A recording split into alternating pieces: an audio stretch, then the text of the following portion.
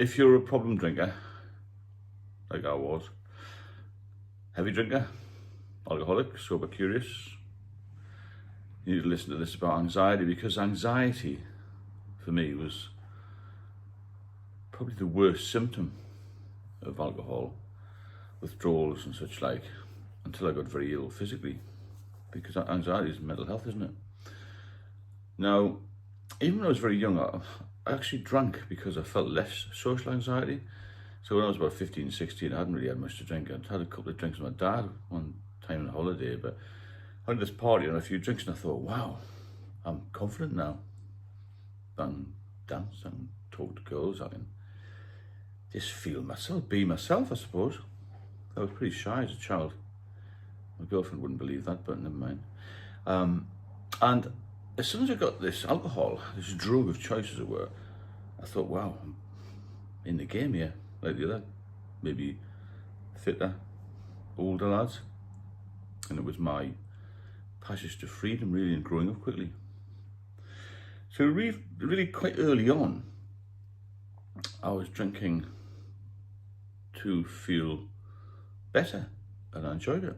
There's no two ways about it. You know, if I ask people, it's a daft question, why do you drink so much? Because I enjoy it. And the problem comes when you get to the point of drinking, enjoying it for a short time, but also being aware that it's doing you harm. That's the area of the problem. So I used to drink it to release the anxiety of social events, especially. Or even when I was on my own, I lived on my own. And when I joined the police, it was a big culture of drinking then, going back a few years.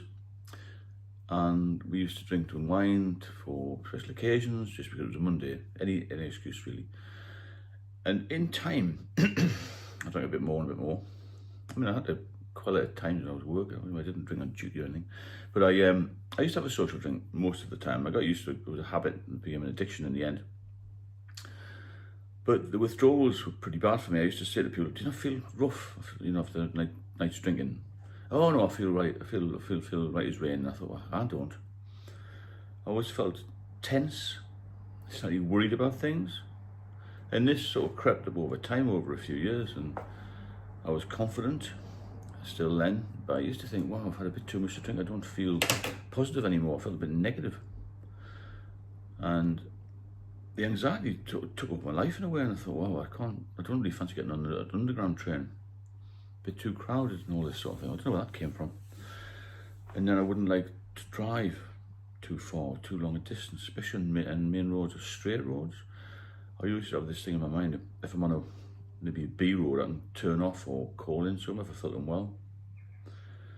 And then my ex-wife used to have to drive a bit more, which caused a bit more tension. And then I became anxious about social situations. And if we went out together, which was rare really, used to go to the odd works too. I used to have a few drinks before I went, go to a wedding or something. And then I'd drink all the time we're there. And then obviously I used to have a few drinks when I came home, and it just built up over time. And anxiety was the main pressure on me. I felt like a pressure, yeah. And I felt I couldn't do the things that I used to be able to do. Like just go for a walk, to the dugout. And my days off I used to try and counterbalance that by drinking more. Which, as you know, makes it even worse, doesn't it? So driving was a problem, public transport was a problem. And with work I used to have to stop drinking way before I went to bed, even before the next shift. And I used to wake up, and I didn't sleep very well with the anxiety, you know. It was on my mind, oh, I hope I'm going to be all right, I'm not going to be able to drink, or I had to plan ahead a bit. And if I ever came up north to visit parents, I used to have a few bottles of stash in the back of the car, which we used to take into the spare bedroom, or went to a hotel, we always had some in the car. And it was a case of I've got to have a supply, in case I get this anxiety, in case I can't walk around the supermarket. And it got so bad that I couldn't get on the underground, and I used to drive in part of the way to work and get a bus. So it took twice as long to get to work. And then the withdrawals became worse, and it all sort of rolls into one thing. And then you become dependent on it to make you function, really. After I retired from the police, I then drank a lot more, and more time, didn't I? No responsibility. Split with my partner, and then I was anxious about everything, about seeing people, about opening posts. I never used to drive or used to get a taxi. I was hiding things from my parents, from my daughter, from the friends I had, and I became friends with people who just were the same as me, these big drinkers. I used to sometimes walk around the supermarket and feel as I was going to fall over. I never did. And I used to walk in and start to shake. I don't know whether it was anxiety or withdrawals or what, but the withdrawals got much, much worse over time. And it's now incredible that I can just do the small things. I can get on a train. Me and my girlfriend go on holiday, we can fly, we can drive together and go and see my dad. I'm going to see my daughter in Manchester anytime I like. I can jump in the car. I can pick people from the airport anytime, 24 hours a day I'm available. I'm not anxious. In the past, if I had something, when I was drinking, if I had something, say a wedding on the Saturday, I used to plan a week before what I was going to do. I think, well, I'll have a few drinks Monday, Tuesday, Wednesday, then I'll try and cut down a little bit Thursday and Friday, but I'll have to make sure I get up early on the Saturday morning before the wedding, so I'll have a few drinks before we get there. I'm going to feel sober. If I used to know how I was going to feel, so predict how bad I was going to be. And you become trapped by the anxiety and how you're going to feel. And you really want to be yourself. You can't get back to being yourself. So after a few episodes of this, I eventually got some help from a doctor. I got some diazepam, which was basically, I was told, alcohol in liquid form, it calms you down, stops you having a seizure, because prior to that, I stopped suddenly, I had a seizure. I was very wary of that. All that did was increase my anxiety. Got these pills and I came off the anxiety, it just disappeared within days. It's quite incredible, because I speak to some people who've got anxiety and they say it lasts for years even after they stop. With mine, it was quite quick. And I did that 3 or 4, I think it was about 4 times I came off the alcohol and always relapsed. Until I was off for 8 years, between 2006 and 2014. 2014 I drank again because of personal reasons with some woman I met. And I didn't drink a lot, but it caught up with me pretty badly, and I was stuck in this cycle of drinking 24 hours a day, really, just to stay alive. That's what I thought I was doing. I was killing myself.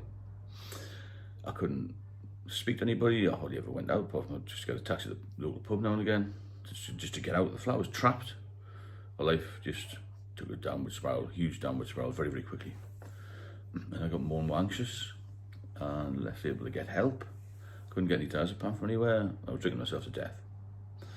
So when you start to feel any sort of anxiety, any withdrawals, anytime you feel you've got to have a hair of the dog just to get somewhere or just to do something, that you're in a mess. You need help then. Don't let it get any further, because then it'll start to affect you physically. And you get all sorts of problems. You get pancreatitis, you can get high blood pressure, cause strokes, heart attacks, as you know, you can get liver disease, you can get something called endopathology, which is a brain problem.